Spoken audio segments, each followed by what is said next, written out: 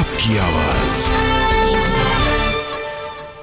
नमस्कार, आप देख रहे हैं इंडिया टीवी। आपके साथ मैं हूं मीनाक्षी जोशी। बुलेटिन की शुरुआत 2 बजे की 2 बड़ी खबर के साथ कर रही हैं। ये दोनों ही खबर उत्तर प्रदेश की हैं। बलिया कांड के मोस्ट वांटेड की लुका छुपी का खेल अब खत्म हो चुका है। पुलिस ने उसे गिरफ्तारी तक पहुंचा दिया है। मुख्य आरोपी धीरेन्द्र सिंह को पुलिस ने लखनऊ से अरेस्ट कर लिया। वहीं दूसरी बड़ी खबर गोंडा से है, जहां योगी सरकार के खिलाफ एक बहुत ही बड़ी साजिश का खुलासा हुआ। यह साजिश रची मंदिर के अंदर ही मौजूद महंत और गांव के प्रधान ने। इसके साथ ही मंदिर का पुजारी भी इसमें मिला हुआ था। ये 2 बड़ी खबरें, लेकिन सबसे पहले बात बलिया के गोलीकांड की करेंगे। गोलीकांड के मुख्य आरोपी मोस्ट वांटेड धीरेन्द्र सिंह अब पुलिस से शिकंजे में है। धीरेन्द्र को लखनऊ से यूपी एसटीएफ ने गिरफ्तार किया है। वो सरेंडर के लिए वकीलों के संपर्क में था, लेकिन इससे पहले ही एसटीएफ ने लखनऊ के पॉलिटेक्निक चौराहे से उसे गिरफ्तार कर लिया। धीरेन्द्र सिंह को लेकर एक और बड़ी खबर सामने आई है, वो ये कि वारदात के बाद वो बिहार चला गया था। आज सुबह ही वो लखनऊ आया और एसटीएफ के हत्थे चढ़ गया। धीरेन्द्र सिंह जो बलिया गोलीकांड का मोस्ट वांटेड अपराधी था, इस पर आरोप था एक व्यक्ति के कत्ल का। उसे 3 दिन के बाद गिरफ्तार किया गया। ये पूरा मामला सरकार और पुलिस प्रशासन की नाक का सवाल भी था, क्योंकि जैसा कि आप तस्वीरों में देख रहे हैं, ये धीरेन्द्र यहां से भाग गया था। वो भी पुलिस की आंखों के सामने भागने में कामयाब रहा था।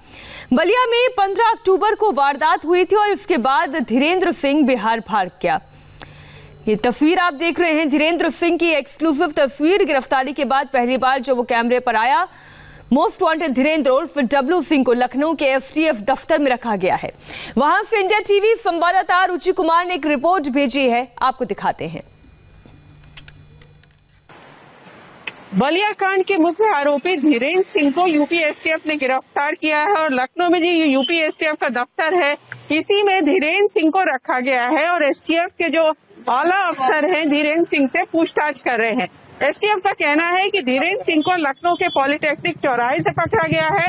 आज सुबह ही वो यहाँ पे आया था। एसटीएफ ये कह रही है कि अभी तक की जो पूछताछ में धीरेन्द्र सिंह ने बताया है कि वो घटना के बाद बिहार चला गया था और बिहार से वो लखनऊ आया था। लखनऊ में जो बलिया के लोग रहते हैं, उनके घर वो छुप कर रहना चाहता था। उसकी पुलिस ये कह रही है कि उसकी अभी ये कोशिश नहीं थी कि वो सरेंडर करे, लेकिन उसको ये लग रहा था कि किसी के घर में छुप जाएगा, जब मामला शांत हो जाएगा तब जाकर कोर्ट में सरेंडर कर देगा। फिलहाल धीरेन्द्र सिंह यहाँ है और एसटीएफ ये कह रही है कि जब बलिया पुलिस आएगी तो उसको हैंडओवर कर दिया जाएगा, जो उससे आगे की पूछताछ करेगी। बलिया का ये मोस्ट वांटेड कैसे एसटीएफ की गिरफ्त में आया, यूपी के ADG law and order Prashant Kumar से इंडिया टीवी संवाददाता रुचि कुमार ने बात की।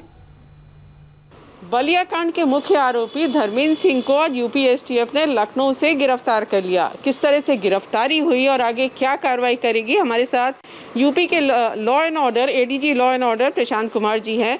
ये किस तरह से इसको धर्मेंद्र सिंह को गिरफ्तार किया गया? आज सोर्स इंफॉर्मेशन पे एसटीएफ ने गाजीपुर थाने के अंतर्गत पॉलिटेक्निक चौराहे के पास से इसकी गिरफ्तारी की है और इस अभियुक्त पे 50,000 का इनाम था। और इस पूरे घटना की संवेदनशीलता को देखते हुए डीजीपी महोदय ने एसटीएफ की टीम भी लगाई थी और इसके अपेक्षित परिणाम आज मिले हैं और ये जो मुख्य आरोपी था ये गिरफ्तार किया गया है और अभी तक इस प्रकरण में 5 नामजद अभियुक्तों को गिरफ्तार किया गया है तथा 5 अन्य अभियुक्तों को गिरफ्तार किया गया है। अब इसमें 3 ऐसे लोग बच गए हैं जो नामजद हैं और जिन पे कि इनाम घोषित है और उनकी भी गिरफ्तारी हम जल्द से जल्द करने का प्रयास करेंगे। ये जो धीरेन्द्र है, ये कहाँ भाग गया था घटना के बाद? क्या पता चल रहा है, कैसे लखनऊ आया? ये तो किस तरह से यहाँ आया, ये जांच का विषय है और विवेचना इसकी हो रही है। फिलहाल इसकी जल्द से जल्द गिरफ्तारी की जाए, ये हमारा मुख्य उद्देश्य था और इसमें हम लोगों को आज सफलता मिली है और घटना 15 तारीख की है और आज सुबह सुबह इसकी गिरफ्तारी हम लोगों ने की है। आगे की कार्रवाई भी हम लोग करेंगे। तो आगे का क्या होगा? बलिया पुलिस आएगी या यूपी एसटीएफ ले जाएगी? किस तरह से ये बलिया पुलिस के हवाले किया जाएगा? एसटीएफ यहाँ की जो कागजी कार्रवाई जो लीगल है वो करने के बाद से बलिया ले जाएगी और बलिया पुलिस को हैंड ओवर करेगी।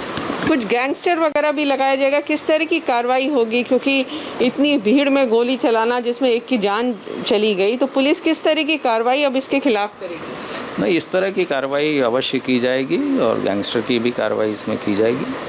और अगर पब्लिक ऑर्डर के संबंध में जिला प्रशासन जैसा उचित समझेगा इसमें निर्णय लेगा। जैसे धीरेन्द्र सिंह ने अपना एक वीडियो वायरल किया था जिसमें उसका कहना था कि उस तरफ से गोली चल रही थी, उसके लोग वहाँ के जो विधायक हैं वो भी ये कह रहे हैं कि वो पक्ष ज़्यादा हमलावर था और ज़्यादा जाने चली जाती हैं अगर इसने सेल्फ डिफेंस में गोली ना चलाई होती। ये सभी चीज़ें विवेचना का प्रश्न है और पूरी दुनिया ने देखा था कि किसने, कौन अग्रेसर था, किसने गोलियां चलाई। तो इस संबंध में जो स्थानीय विवेचक हैं और स्थानीय जो अधिकारी हैं जो इस पूरे प्रकरण की विवेचना से जुड़े हैं वो उचित निर्णय लेंगे। लेकिन जो जिस तरह की चीज़ें वहाँ हुई थी, जिसका भी दोष होगा उसके विरुद्ध कठोर कार्रवाई करने के निर्देश पुलिस महानिदेशक महोदय ने दिए। जहां जहां इंसाफ की बात होती है वहां मौके पर सबसे पहले इंडिया टीवी की टीम पहुंचती है। इस वक्त भी हमारे संवाददाता विशाल प्रताप सिंह बलिया में ग्राउंड जीरो पर मौजूद हैं। उन्होंने मृतक जयप्रकाश पाल के घर वालों से बात की। इस दौरान पीड़ित परिवार ने धीरेन्द्र के लिए फांसी की सजा की मांग की। परिवार ने बीजेपी विधायक सुरेंद्र सिंह पर भी कार्रवाई की मांग की। बलिया के मोस्ट वांटेड आरोपी नंबर 1 धीरेन्द्र प्रताप सिंह को आज यूपी एसटीएफ ने लखनऊ से गिरफ्तार कर लिया। इस गिरफ्तारी के बाद हम बलिया में मौजूद हैं और बलिया में पीड़ित परिवार इस समय इंडिया टीवी पर मौजूद है। उनसे सीधे बात करते हैं, जानते हैं कि इस गिरफ्तारी के बाद उनका क्या कहना है। जयप्रकाश पाल जी के छोटे भाई हमारे साथ मौजूद हैं, बड़े भाई मौजूद हैं, उनका बेटा हमारे साथ मौजूद है। सबसे पहले छोटे भाई से बात करते हैं। आप ये बताइए कि गिरफ्तारी हुई है, अब इस गिरफ्तारी के बाद पहला रिएक्शन आप लोगों का क्या है कि आपको कुछ संतुष्टि मिली कि नहीं? कुछ संतुष्टि मिली है, लेकिन हम लोगों का कहना है जन्मा कि वो फिर जन्मा कि उस अपराधी को छोड़ दिया जाएगा तो हम लोगों का आगे चल करके जान का खतरा है। तो हम यही कहेंगे कि ऐसे अपराधियों को जन्मा कि फांसी की सजा दे देनी चाहिए। आप लोग मतलब फांसी की डिमांड करते हैं इस मामले में, जल्द से जल्द फैसला। बहुत दबंग आदमी है, इसलिए हम लोगों का हम इसी के लिए डर लग रहा है। और आप लोग की भी कोई डिमांड है सरकार से, कोई मांग है सरकार से? हाँ, मांगे हैं 50 लाख रुपया, एक लड़का का नौकरी और पत्नी का पेंशन। जिस तरीके से विधायक सुरेंद्र सिंह ने इस मामले में पक्ष रखा है आरोपी का, जिस तरीके से साथ दिया है आरोपी का, उसको लेकर के भी गांव के लोगों में रोष है, परिवार के बीच में रोष है। बेटे अभिषेक पाल हमारे साथ मौजूद हैं, जयप्रकाश पाल जी के, उनसे बात करते हैं।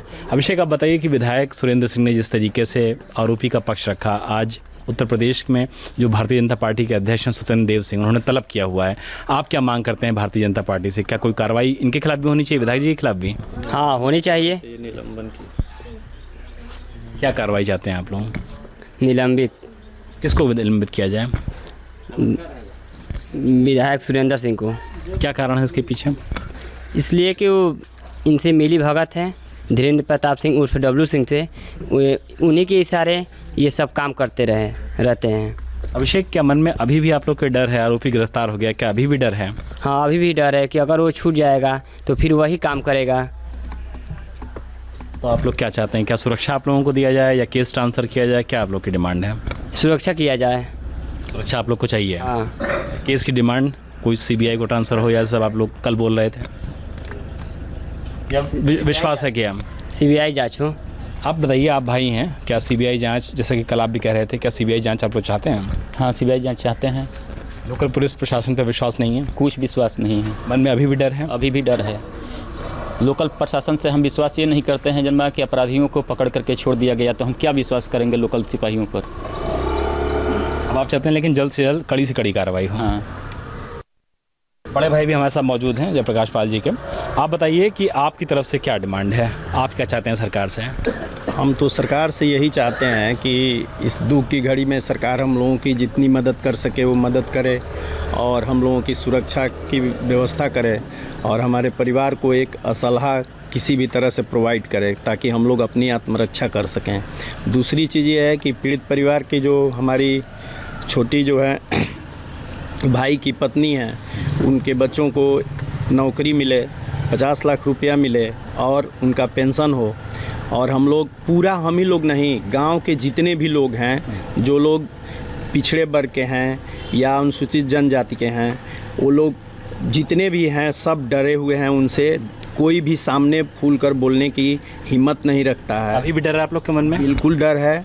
और वो लोग जिस तरह के हैं और हमारे जो माननीय विधायक जी हैं वो जिस तरह का वक्तव्य अपना दे रहे हैं, उससे हम लोगों को पता चल रहा है कि यहाँ की जो लोकल पुलिस है वो उनके दबाव में ही काम कर रही है और हम लोगों को फर्जी मुकदमे में फंसाया भी जा सकता है, जिसे हम लोगों को बहुत दुख है। हम लोग तो खुद ही भाई खोने के बाद बहुत दुखी हैं और इसके बाद हम लोगों को रुलाई भी आ रहा है, लेकिन सरकार कुछ नहीं कर रही है। अभी तक कुछ भी हम लोगों को मदद नहीं मिली है और इतना होने के बाद वो आदमी बेशर्म की तरफ बात कर रहा है। मैं सरकार से यही चाहता हूँ, योगी आदित्यनाथ से यही चाहता हूँ कि उसको बर्खास्त किया जाए, उसको निलंबन किया जाए। जो विधायक है जो इस तरह से खुलेआम एक हत्यारे की मदद करना चाह रहा है और मदद करने के लिए पुलिस पर दबाव बना रहा है, थाने पर दबाव बना रहा है और बहुत हम लोग दुखी हैं। हम लोगों को सुरक्षा चाहिए और एक सलाह चाहिए। आप बताइए कि जो वीडियो आए थे सामने, उसमें ऐसा लग रहा था देख करके कुछ लोगों से कि जो दोनों पक्ष हैं वो आमने सामने आ गए थे, तो ये भी स्थिति बन गई थी क्या पूरी तरीके से कि दोनों पक्ष आमने सामने थे, लाठी डंडा चल रहा था, ईंटा चल रहा था? वही लोग हम लोगों का वही ईंटा पत्थर ले करके हम लोग को चहेट लिए। हम लोग भाग रहे थे जनबा अपना जान बचा कर, तब तक मेरे भाई के जनबा के फायर करना चालू कर दिया धीरेन्द्र प्रताप सिंह और डब्लू सिंह। तो आप लोग की तरफ से कोई भी लाठी डंडा? कोई लाठी डंडा हम लोगों के ईंट पत्थर नहीं था। हम लोग तो वोट देने के लिए गए थे, हम लोग तो प्रत्याशी भी नहीं थे। अभिषेक, आपका भी यही कहना है कि जो शुरुआत हुई और बाकी चीज़ें हुई वो उन्हीं तरफ से हुई? हाँ, उन्हीं के तरफ से हुई, आप लोग की तरफ से नहीं हुई? नहीं, पूरा वीडियो में पूरा दिखाई दे रहा है कि किधर से हुआ है। उन्हीं लोगों की तरफ से पहले डंडा चला और ईंट पत्थर चला, उसके बाद में ऐसा भी दिख रहा है कि आमने सामने दोनों पक्ष हैं। कुछ लोग इधर से डंडा लेके खड़े हैं, कुछ लोग सामने से डंडा लेके खड़े हैं। तो अगर एक ही पक्ष के होंगे तो आमने सामने थोड़ी ना खड़े होंगे, वो तो एक ही तरफ खड़े होंगे। आमने सामने भी लोग दिख रहे हैं, तो क्या कोई पुरानी बात भी थी क्या इसमें? नहीं, पुरानी बात कोई नहीं थी। हम लोग वोट देने के लिए वहाँ पे गए थे, हम वहाँ पे मौजूद थे। और अब बात करेंगे गोंडा की। जब राजस्थान के करौली में एक संत की हत्या पर गहलोत घिरे थे, ठीक उसी दौरान गोंडा में ऑपरेशन योगी चल रहा था। बड़ी साजिश रची जा रही थी। उत्तर प्रदेश की गोंडा में एक पुजारी पर हमले को लेकर बड़ा खुलासा हुआ है। पुलिस के मुताबिक मंदिर के मुख्य महंत सीताराम दास ने पूरी साजिश रची। उसके साथ ही गांव का प्रधान और मंदिर का पुजारी भी शामिल था। मकसद था गांव के पूर्व प्रधान अमर सिंह को रास्ते से हटाना। इस केस में पुलिस ने महंत सीताराम दास समेत 7 लोगों को गिरफ्तार किया है, जिनका टारगेट था पूर्व प्रधान अमर सिंह। साथ ही एक संत पर हमले को लेकर गोंडा पुलिस और योगी सरकार को बदनाम करना। कांग्रेस ने इस मामले पर योगी सरकार पर सवाल उठाए, लेकिन अब पूरी साजिश का खुलासा हो गया है। इंडिया टीवी रिपोर्टर पवन नारा उस ग्राउंड जीरो पर मौजूद हैं। वो उस राम जानकी मंदिर में भी पहुंचे जहां ये पूरी साजिश रची गई। लेकिन पहले ये समझिए कि कैसे पूरी प्लानिंग की गई। साजिश के मास्टरमाइंड राम जानकी मंदिर का महंत सीताराम दास और गांव का प्रधान विनय सिंह है। इन्होंने पूर्व प्रधान अमर सिंह को फंसाने के लिए साजिश रची।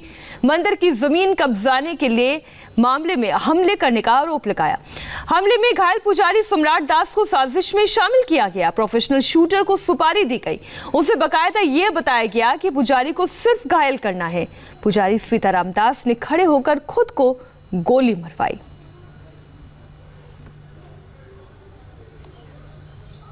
गोंडा में 11 अक्टूबर को रात 2 बजे पुजारी पर गोली चली और एक सियासी तूफान खड़ा हो गया।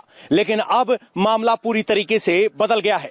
गोंडा में हम उसी मंदिर में मौजूद हैं जहां पुजारी पर गोली चली थी, लेकिन अब सामने आया है कि महंत ने ही पुजारी पर गोली चलवाई थी और ये सब साजिशन किया गया था ताकि प्रधानी के चुनाव में मौजूदा प्रधान को फायदा पहुंचाया जा सके। इस वक्त हम उसी मंदिर में मौजूद हैं जहां पुजारी सम्राट को गोली मारी गई, वो भी रात को 2 बजे। सबसे पहले आपको बता दें कि पुलिस ने अब यह खुलासा किया है कि फिलहाल इस पूरी साजिश के पीछे महंत सीताराम है, जो इस मंदिर का प्रमुख महंत है। शुरुआत में कहा गया कि जमीन के लिए पुजारी को निशाना बनाया गया, लेकिन अब सामने आया है कि जमीन और प्रधानी चुनाव को देखते हुए ये सब षड्यंत्र रचा गया और इसके मुख्य षड्यंत्रकर्ता पुलिस ने जिन्हें गिरफ्तार किया है वो है महंत सीताराम। सबसे पहले आपको दिखाते हैं कि ये प्राचीन मंदिर है जहां एनुअल मेला लगता है। जैसे ही आप अंदर घुसेंगे तो मंदिर के बिल्कुल ठीक सामने यहां पुजारी सम्राट सोए हुए थे। ये बेड लगा हुआ है।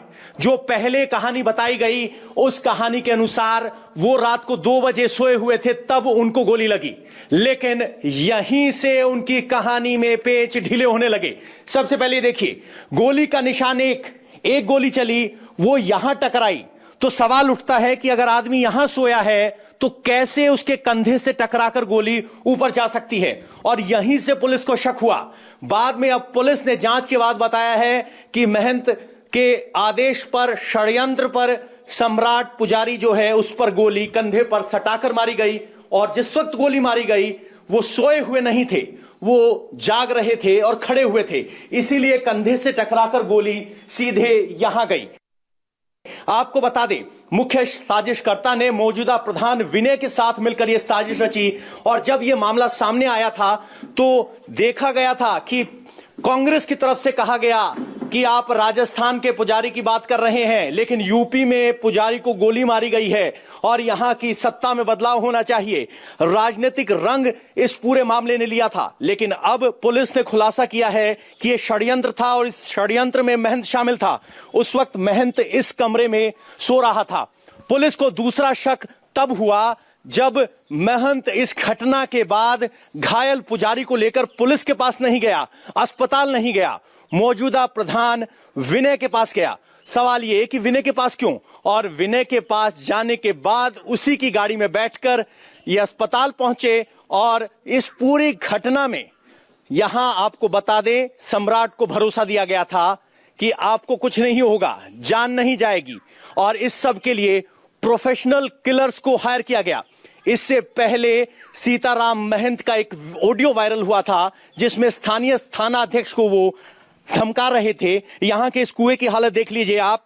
इस कुएं में अगर आप देखेंगे तो बियर के कैन आपको दिखाई देंगे, जो इस बात के संकेत देते हैं कि इस मंदिर में सब कुछ ठीक नहीं चल रहा था। सामने आप देखेंगे महंत सीताराम की तस्वीर लगी है, लंबी लंबी जुल्फों के साथ लिखा गया है महंत सीताराम, और ये कम उम्र के 20-22 साल के लड़के हैं जो, और जिस तरह की हरकत इन्होंने की है।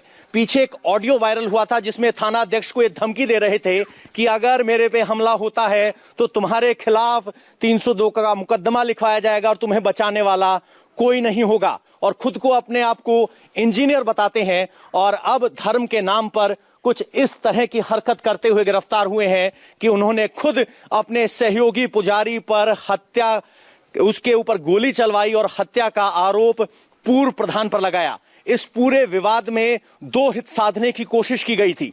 पहला हित, मौजूदा प्रधान को पूर्व प्रधान चुनौती ना दे पाए, रेस से बाहर निकल जाए, ये, और दूसरा मंदिर की 150 बीघा जमीन जिसका कब्जे को लेकर तनाव चल रहा था कि ये जमीन पंचायत के पास होनी चाहिए या मंदिर के पास। इन 2 हितों को साधने के लिए यह पूरा षड्यंत्र रचा गया, लेकिन इस षड्यंत्र का राजनीतिक फायदा उठाने की भी कोशिश की गई। आपको बता दें किस तरीके से राजस्थान के करौली में एक पुजारी को जला दिया गया था, और उसके बाद कांग्रेस की तरफ से यहां यूपी के गोंडा में हुई घटना को दिखाया गया था और कहा गया था कि यहां भी पुजारी पर हमला हुआ है, गोली चल रही है, यहां एक्शन क्यों नहीं लिया जा रहा है। और अब जब षड्यंत्र का खुलासा हुआ है, महंत गिरफ्तार है, जो पुजारी घायल था वो लखनऊ के अस्पताल में है, और जैसे ही वो ठीक होगा उसे भी गिरफ्तार किया जाएगा, और पूर्व प्रधान को भी उसके 2 बेटों समेत मुख्य आरोपी बनाया गया है। पवन नारा, इंडिया टीवी, गोंडा। और गोंडा से पवन नारा लाइव हमारे साथ जुड़ गए हैं। पवन, ये बात पता कैसे चली, कैसे पुलिस को ये समझ में आया कि खुद पुजारी ही, महंत ही हमला करवाने में, साजिश में शामिल था?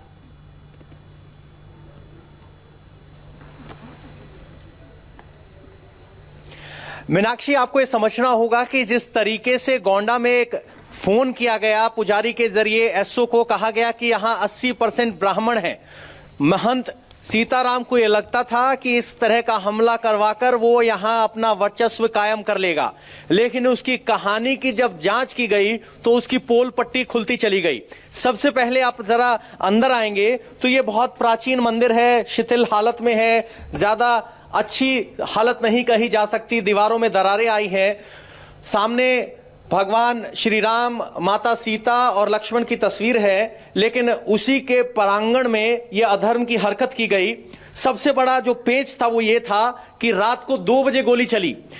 उस वक्त पुजारी सम्राट यहां सोया था, लेकिन जब पुलिस ने आकर जांच की तो गोली का निशान यहां मिला। एक सोते हुए आदमी पर अगर गोली चले तो वो कंधे की हाइट पर कैसे उससे लग सकती है, और यहीं से पेच खुलने शुरू हुए। और जिस तरीके से महंत सीताराम ने अपना वर्चस्व कायम करने के लिए कहानी गढ़ी, और जब इलेक्ट्रॉनिक सर्विलांस का इस्तेमाल किया गया, उनकी लोकेशन को ट्रेस किया गया, तो ये पूरी कहानी खुलकर सामने आ गई। और कौन कौन लोग पवन इसमें इन्वॉल्व थे? घटना है, काउंटर घटना के तौर पर पेश किया गया। करौली में एक पुजारी की जलाकर हत्या की गई। उसके बाद जब ये गोंडा में घटना हुई 2 दिन बाद, तो यहां कांग्रेस की तरफ से सवाल उठाए गए थे कि ये भी वैसा ही मामला है और यहां भी प्रशासन फेल हुआ है, लेकिन अब पुलिस जांच में ये पूरा मामला खुलकर सामने आ गया है। रुचि भी हमारे साथ जुड़े हुए हैं। रुचि, जो सवाल मैं पवन से पूछ रही थी, इस पूरे मामले में और किन किन का इन्वॉल्वमेंट है, जानकारी दीजिए।